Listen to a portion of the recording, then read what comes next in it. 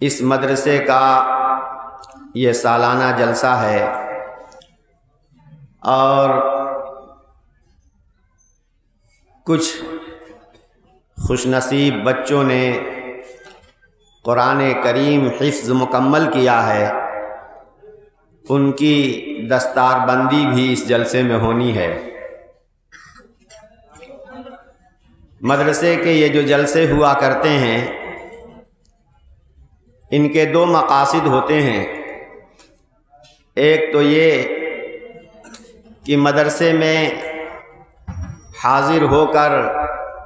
مدرسے کی کارگزاری دیکھ لی جائے، سال بھر ذمہ داران اور اساتذہ کرام نے جو محنت کی ہے اس محنت کا کیا ثمرہ اور نتیجہ برآمد ہوا یہ ہم اپنی آنکھوں سے دیکھ لیں، اور ساتھ ہی ساتھ مدرسے کی کیا ضروریات ہیں، کیا تقاضے ہیں، ان ضروریات اور تقاضوں کو بھی سمجھنے کی کوشش کریں اور جہاں تک ہو سکے مدرسے کا تعاون کیا جائے۔ ظاہر ہے کہ ملاقات کے لیے، کسی تقریب کے لیے کچھ نہ کچھ بہانہ ہوتا ہے، اس بہانے سے دین کی کچھ باتیں بھی ہو جائیں، کچھ مذاکرہ ہو جائے کہ ہمارے آپس میں کیا کمیاں کیا کوتاہیاں ہیں، تاکہ ہم خود اپنی کمی کوتاہی کو دور کرنے کا عزم اور حوصلہ لے کر اٹھیں۔ اس وجہ سے علماء کرام اپنے بیانات سے، پرمغز خطابات سے بھی نوازتے ہیں۔ حضرت مولانا مفتی محمد شاہد صاحب اس مدرسے کے سرپرست و نگران اعلیٰ ہیں، اور ماشاءاللہ ان کی سرپرستی میں مدرسہ ترقی کر رہا ہے، ظاہری اعتبار سے بھی اور باطنی اعتبار سے بھی۔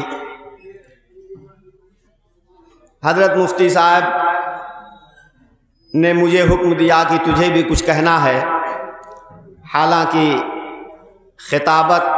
اور تقریر کے میدان کے شہسوار جو حضرات ہیں وہ بعد میں تشریف لائیں گے، لیکن تمہیدی طور پر کچھ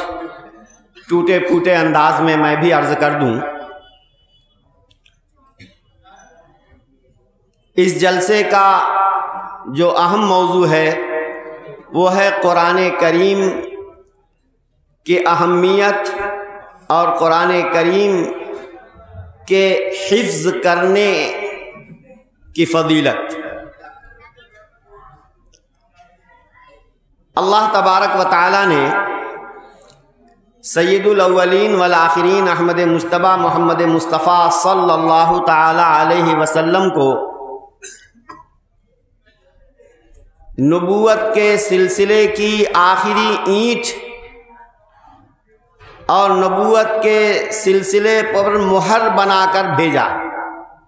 آپ کو خاتم النبیین قرار دیا گیا، وَلَٰكِن رسول اللہ و خاتم النبیین، کہ آپ اللہ کے رسول ہیں اور نبیوں کے اس سلسلے پر آپ آخری مہر ہیں کہ اب آپ کے بعد کوئی نبی مبعوث نہیں ہوگا، کوئی نبی نہیں بھیجا جائے گا۔ گویا میرے آقا مولا محمد الرسول اللہ صلی اللہ علیہ وسلم کی نبوت دائمی نبوت ہے، وقتی نبوت نہیں ہے۔ اسی طرح پچھلے انبیاء کسی خاص قوم، کسی خاص خطے، کسی خاص علاقے میں مبعوث ہوا کرتے تھے، اور ان تمام انبیاء کرام کی نبوتیں در حقیقت تمہید تھیں ہمارے آقا و مولا خاتم النبیین محمد الرسول اللہ صلی اللہ علیہ وسلم کی نبوت کی۔ اسی وجہ سے پچھلے انبیاء پر جو آسمانی صحیفے، آسمانی کتابیں نازل کی گئیں، ان کی حفاظت کی ضمانت نہیں لی گئی،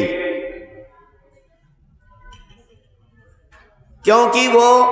ایک محدود وقت تک کے لیے مبعوث تھے۔ ان کے اوپر اتاری گئی شریعت ایک محدود دائرے میں تھی، ایک محدود وقت تک کے لیے تھی۔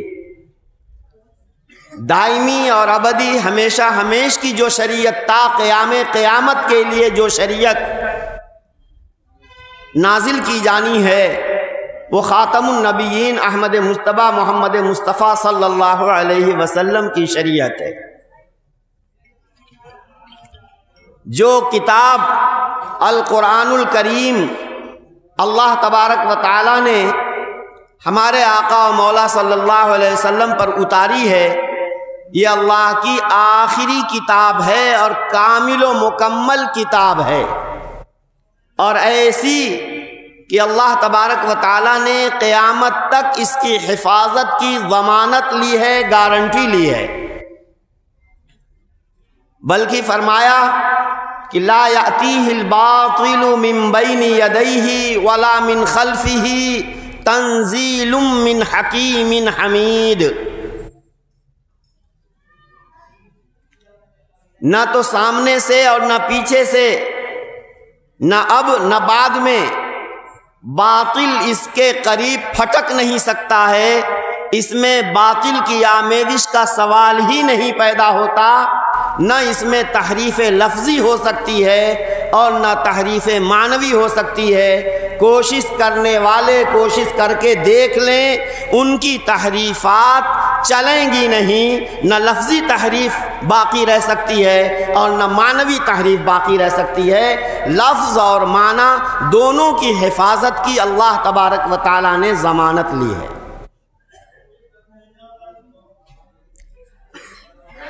قرآن کریم ایسا نہیں ہوا کہ یک بارگی خانہ کعبہ کی چھت پر صحیفے کی شکل میں لا کر اتار دیا گیا اور یہ اعلان کر دیا گیا کہ وہاں کعبے کی چھت پر قرآن رکھا ہے، اللہ کی کتاب پڑی ہوئی ہے، اس کو لے کر کے اس پر عمل کرو۔ نہیں، 23 سال کی زندگی میں وقتاً فوقتاً نجماً نجماً تھوڑا تھوڑا کر کے جیسے حالات اور وقت کا تقاضا ہوتا تھا، جیسی ضرورتیں ہوتی تھیں، اس کے مطابق قرآن کریم نبی کریم صلی اللہ علیہ وسلم پر حضرت جبریل امین کے ذریعے بھیجا جاتا تھا، اتارا جاتا تھا۔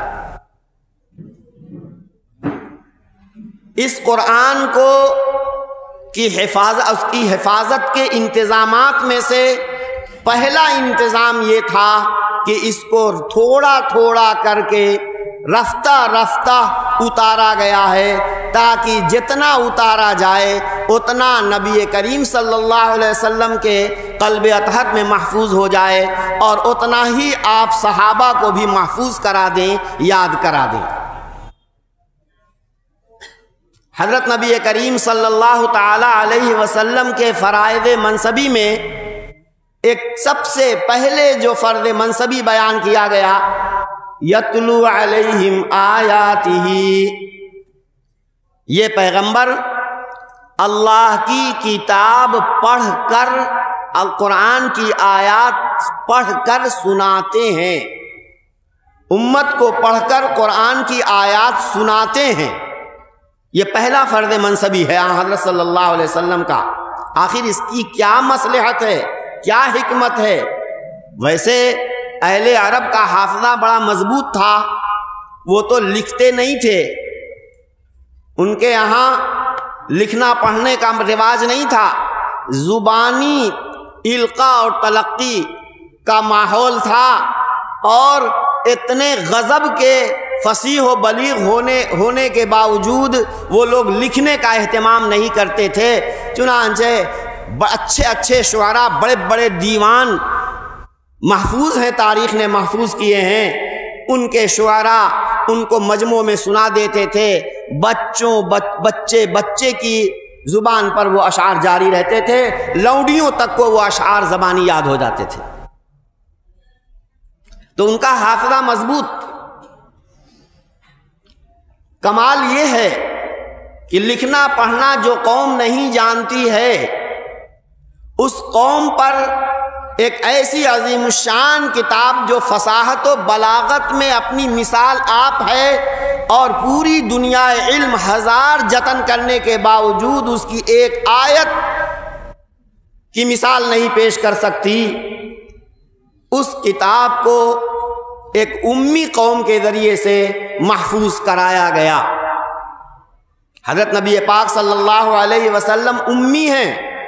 کسی کے سامنے پڑھنا لکھنا انہوں نے نہیں سیکھا ہے۔ فرمایا خود نحن امۃ امیہ لا نکتب ولا نحسب،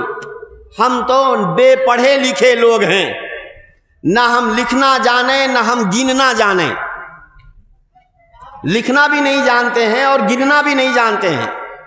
حضور پاک صلی اللہ علیہ وسلم کو بتانا تھا کہ مہینہ 29 دن کا ہوتا ہے یا 30 دن کا ہوتا ہے، تو کیسے بتایا؟ میرے آقا مولا صلی اللہ علیہ وسلم کو اللہ تبارک و تعالیٰ نے کمال کی قوت تفہیم عطا فرمائی تھی۔ کس طرح سمجھایا؟ فرمایا نحن امۃ امیہ، بھئی ہم تو ناخواندہ اور بے پڑھے لکھے لوگ ہیں،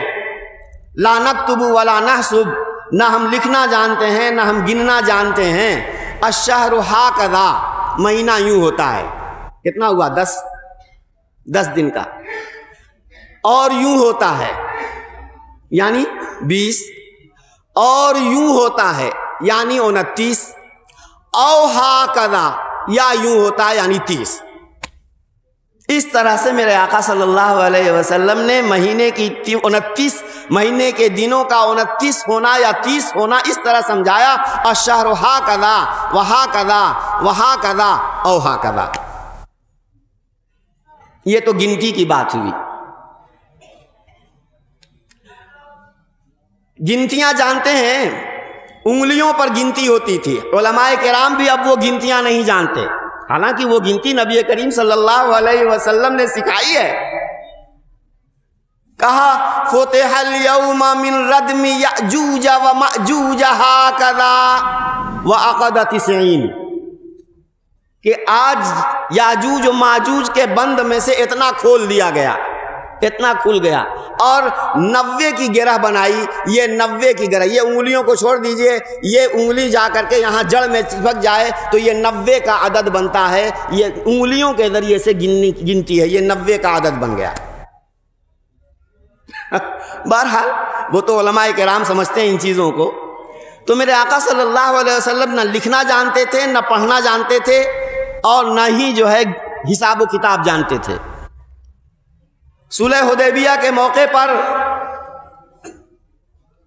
صلح نامہ لکھا جا رہا ہے، حضرت صلی اللہ علیہ وسلم نے حضرت علی رضی اللہ تعالی عنہ سے، لکھنے والے کاتب وہی ہیں، فرمایا لکھو ھذا ما قضى علیہ محمد الرسول اللہ وسہیل بن عمرو، یہ وہ صلح نامہ ہے جس پر محمد الرسول اللہ اور سہیل ابن عمرو متفق ہو رہے ہیں، باہم صلح کر رہے ہیں۔ فریق مخالف سہیل ابن عمرو نے فوراً اعتراض کر دیا، کہا نہیں، محمد الرسول اللہ نہیں لکھا جائے گا، اسی کا اصل تو جھگڑا یہی ہے، ہم آپ کو اللہ کا رسول مانتے ہی نہیں ہیں، اگر اللہ کا رسول آپ کو مانتے ہوتے تو یہ پھر جھگڑا کس بات کا تھا؟ محمد الرسول اللہ نہیں لکھا جائے گا، صلح نامے میں محمد ابن عبداللہ لکھا جائے گا، کہ محمد جو عبداللہ کا بیٹا ہے۔ میرے آقا صلی اللہ علیہ وسلم نے فرمایا کہ لکھو بھائی، رسول اللہ لکھ دیا تھا، حضرت علی رضی اللہ تعالی عنہ نے کہا مٹا دو، آخر وہ بھی تو حضرت علی رضی اللہ تعالی عنہ نبی پاک صلی اللہ علیہ وسلم کے تعزیزات بھائی ہیں۔ فرمایا کہ میں نہیں مٹاؤں گا، میرے بس کا نہیں ہے کہ میں لکھ کر کے مٹا دوں، رسول اللہ کا لفظ میں نہیں مٹا سکتا۔ میرے آقا صلی اللہ علیہ وسلم اتنا پڑھنا بھی نہیں جانتے تھے کہ رسول اللہ کا لفظ کہاں سے شروع ہو کر کہاں تک ختم ہوتا ہے، اس کا بھی حضرت صلی اللہ علیہ وسلم کو ادراک نہیں تھا۔ پوچھا بچہ بتاؤ کہ رسول اللہ کہاں سے کہاں تک ہے، انہوں نے انگلی رکھی، یہاں سے لے کر یہاں تک ہے۔ حضرت صلی اللہ علیہ وسلم نے اپنے انگلی انگشت مبارک میں اپنا لعاب دہن لگایا اور وہاں سے لے کر اتنا حصہ رسول اللہ کے الفاظ اپنی انگلی سے مٹا دیے۔ تو نبی پاک صلی اللہ علیہ وسلم نہ لکھنا جانتے تھے نہ پڑھنا جانتے تھے، لیکن سبحان اللہ، یتیمے کی نا کردہ قرآن درست، یتیمے کی نا کردہ قرآن درست، کتب خان اے ہفت ملت بشست۔ وہ یتیم عبداللہ جس کو ڈھنگ سے پڑھنا بھی نہیں آتا تھا، اس نے حکمت و معرفت کا ایسا خزانہ پیش کر دیا کہ کیا بڑے بڑے علماء، حکماء، ریفارمر، مصلحین، عقل مند کیا پیش کر سکتے ہیں، کیا لکھ سکتے ہیں؟ دنیا جہان کے عقل مندوں کے کتب خانے کو دھو ڈالا۔ کا مطلب یہ ہے کہ دنیا کی کوئی کتاب اس کتاب مبین کی کا مقابلہ نہیں کر سکتی۔ اللہ تبارک و تعالیٰ نے اس قرآن کے اندر فصاحت و بلاغت کے جو نمونے ہیں وہ تو ہیں ہی، الفاظ کے ساتھ ان کے تہ میں جو معانی ہیں، ایک ایک جملہ، ایک ایک لفظ بیک وقت کئی معانی پر دلالت کرتا ہے۔ یہ قرآن کریم کا اعجاز ہے۔ قرآن کریم اللہ کی کتاب ہے اور اللہ تبارک و تعالیٰ کو قیامت تک اس کی حفاظت کرنی ہے، اور اللہ نے اس کا ایسا مضبوط اور پختہ انتظام فرمایا ہے کہ تصور سے بالا تر۔ چنانچہ اللہ پاک نے اس قرآن کے اندر جو روانی، جو آسانی، جو سہولت رکھی ہے، معمولی حرف شناس تھوڑی سی توجہ کر کے ایک بچہ حرف پہچان لیتا ہے اور نقطوں کی پہچان ہو جاتی ہے، زبر زیر پیش کی شناخت ہو جاتی ہے، وہ اس کو آسانی سے قرآن کریم کو اچھی طریقے سے پڑھ لیتا ہے۔ اور جب ایک مرتبہ قاری صاحب نے اس کو پڑھ کر سنا دیا، اس نے دھیان سے سن لیا، پھر قاری صاحب نے کہا تو پڑھ، تو کچھ تو اٹک اٹک کر کے دوبارہ سنتا ہے، تیسری مرتبہ سن کر کے وہ پوری آیت بڑی آسانی سے اپنی زبان پر جاری کر لیتا ہے اور اپنی زبان سے اس کو ادا کر لیتا ہے۔ اللہ پاک نے اس کتاب کو یاد کرنے کو بڑا ہی آسان کر دیا۔ فرمایا وَلَقَدْ يَسَّرْنَا الْقُرْآنَ لِلذِّكْرِ فَهَلْ مِن مُدَّكِرٍ، ہم نے قرآن کو یاد کرنے کے لیے بہت ایزی، بہت آسان کر دیا ہے کوئی یاد کرنے والا؟ میں نے کہا تھا نا کہ قرآن کریم کی ایک ایک آیت، یعنی ایک لفظ بیک وقت ایک سے زیادہ معنی پر دلالت کرتا ہے۔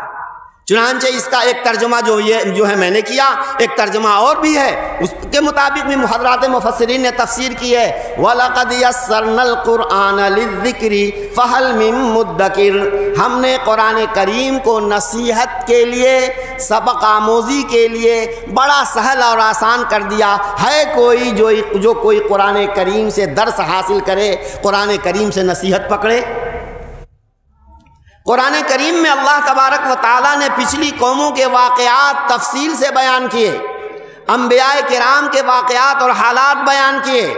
جن لوگوں نے اللہ کی باتیں مانی ان پر اللہ کا کیا کرم اور کیا انعام ہوا وہ تفصیل، جن لوگوں نے اللہ کے نبی کی نافرمانی کی، اللہ کی نافرمانی کی، ان کی اللہ نے کس طرح پکڑ کی، کس طرح ان پر عذاب مسلط ہوا، اس کی بھی تفصیل ہے۔ یہ سب اللہ پاک نے قرآن کریم میں صاف صاف کھول کھول کر کے بیان فرما دیا ہے۔ قرآن کریم جو کوئی پڑھتا ہے، سمجھتا ہے، تو اس کے لیے درس و عبرت اور موعظت کا بے شمار خزانہ موجود ہے۔ ہم نے قرآن کریم کو نصیحت اور عبرت کے لیے بھی آسان کر دیا ہے کوئی جو قرآن پڑھ کر قرآن سے نصیحت حاصل کرے؟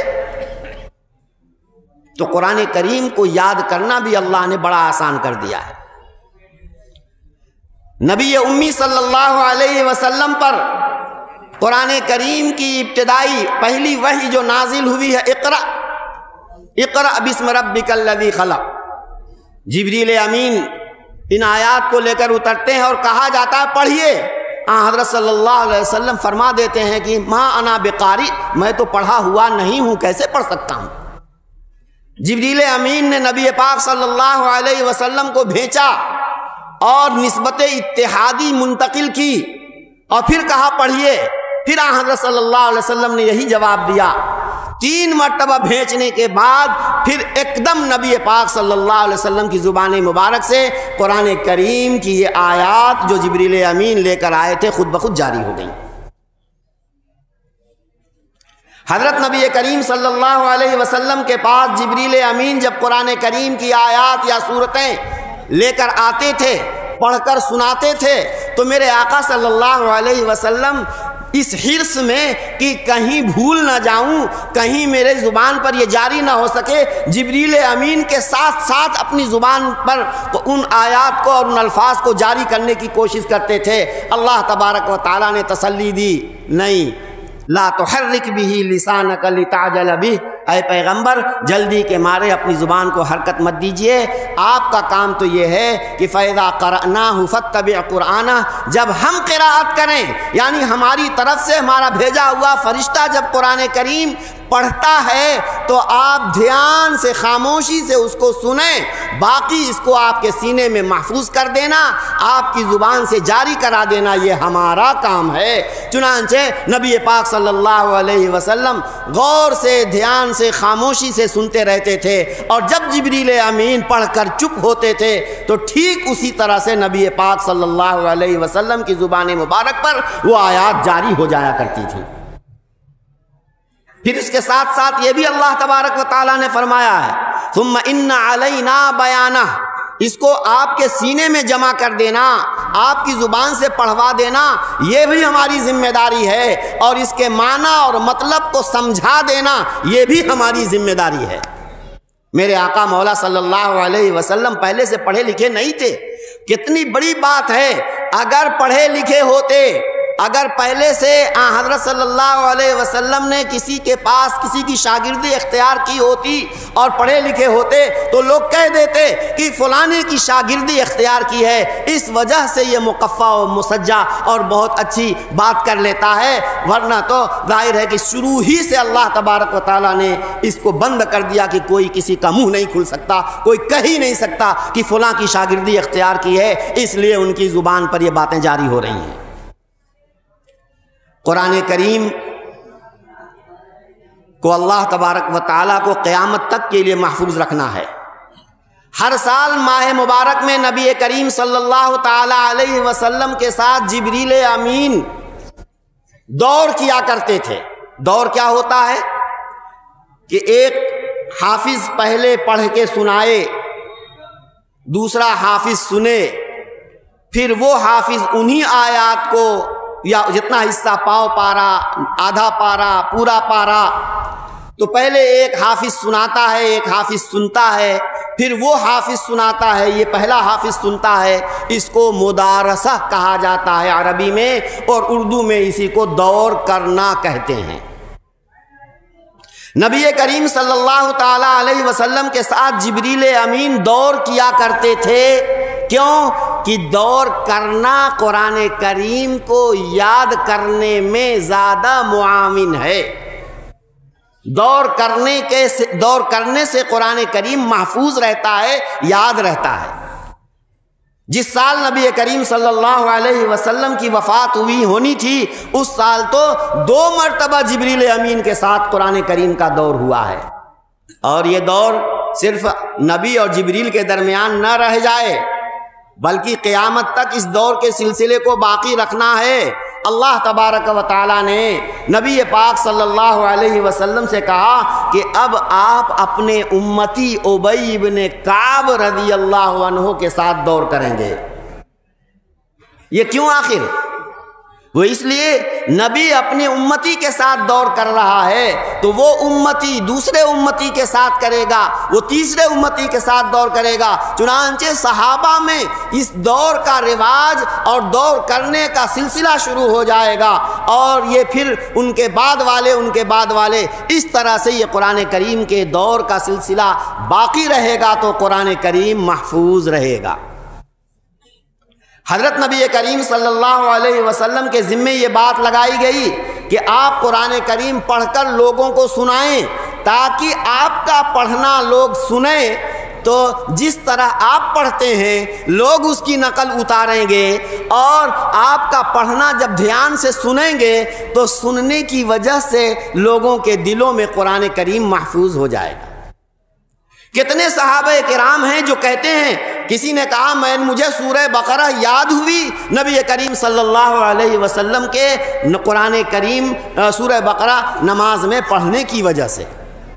نماز میں آپ سے سننے کی وجہ سے۔ کسی نے کہا مجھے سورہ یوسف اس وجہ سے مجھے یاد ہوئی کہ نبی کریم صلی اللہ علیہ وسلم کو میں نے قرآن کریم سورہ یوسف نماز میں بار بار پڑھتے ہوئے سنا ہے۔ تو